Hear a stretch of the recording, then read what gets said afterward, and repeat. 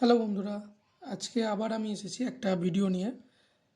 আগের ভিডিওতে আমরা দেখিয়েছিলাম যে স্পাইরোগ্রাফ তৈরির বেসিক কিছু জিনিস।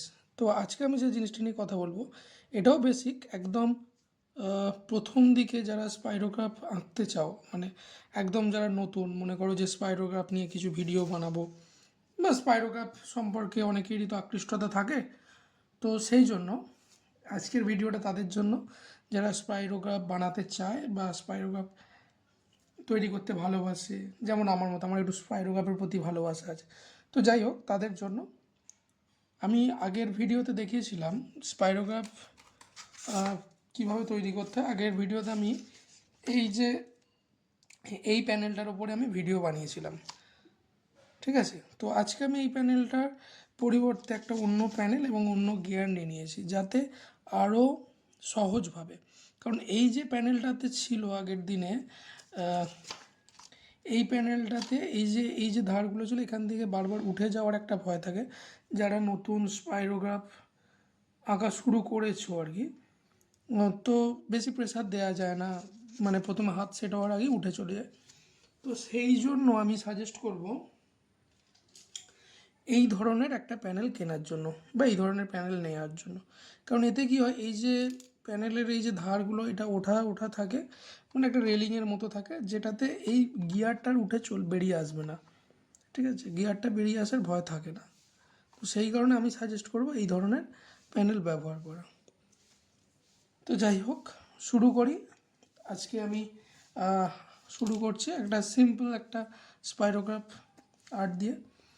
তো আজকে যেটা শুরু করব, আজকে আমি আগের ভিডিওতে বলেছি প্রথমে চেষ্টা করতে হবে বেসিক জিনিসটা কি, সেটা হচ্ছে এই যে গিয়ার আছে, গিয়ারের মাঝখানের যে বিন্দুগুলো আছে সেই বিন্দুগুলো প্রথমে আপনাদেরকে চুজ করে নিতে হবে। যেমন আমি শুরু করব তখন এটা, এবং পেন সবসময় 90 ডিগ্রি অ্যাঙ্গেলে। তাহলে আমি এটা এই যে 90 ডিগ্রি অ্যাঙ্গেলে ধরলাম, চুজ করে নিলাম। এবার আমি ঘোরাবো। এটা কি ঘোরাবো? ক্লকওয়াইজও ঘোরাতে পারি, অ্যান্টি ক্লকওয়াইজও ঘোরাতে পারি। যেমন আমি ক্লকওয়াইজ ঘোরাচ্ছি, বোঝা যাচ্ছে? এই যে সুন্দরভাবে এই যে গ্রাফটা তৈরি হচ্ছে। এবং পেন সবসময় 90 ডিগ্রি অ্যাঙ্গেলে, যাতে পেনের কালিও ঠিকঠাকভাবে সরে আর বারবার ফসকে যাওয়ার ভয় থাকে না। আর এই গিয়ারটা ব্যবহার করলে এতে ফসকে যাওয়ার ভয় নেই, মানে উঠে যাবে না। তো এই যে হলো। এবার যদি আমি মনে করি এর সাথে আরেকটা বানাবো, তো আমি যেহেতু প্রথমে এটা দিয়ে করলাম, আমার বেরিয়ে যাওয়ার ভয় নেই, ঠিক আছে। এবার আস্তে আস্তে কি করতে হবে, একটু বেরিয়ে আসতে হবে। যেমন এবার একটু কেন্দ্র এটা সবচেয়ে কাছে, তারপরে এটা আমি যে এবার একটু দূরে আসার, তাহলে দূরেরটা আমি তাহলে এটাকে বেছে নিই, এটা একটু সহজ আছে, এটাকে বেছে নিই, ঠিক আছে।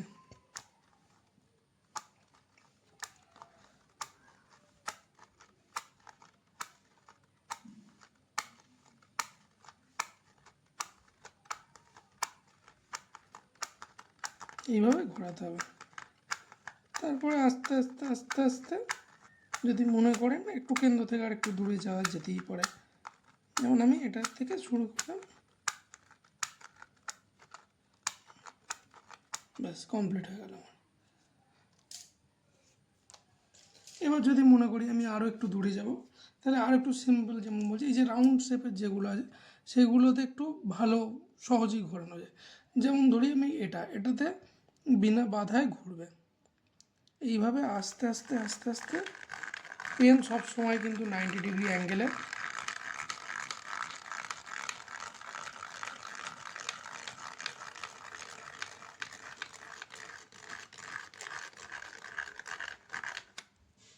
এই যে আমার কমপ্লিট হলো গ্রাফটা,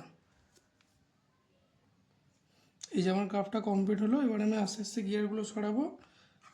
এই যে সুন্দর একটি স্পাইরোগ্রাফ আর্ট আমি তৈরি করলাম। মাল্টিপল কালার আছে, আমি কেন্দ্রের যেটা আছে এটা তাড়াতাড়ি প্রথমে করেছি, তারপরে এটা, ঠিক আছে। এইভাবে সুন্দর বানাতে পারবো। এর পরের ভিডিওতে আমি স্টেপ 3-তে যাব, আরও কীভাবে সুন্দর স্পাইরোগ্রাফ তৈরি করতে হয়।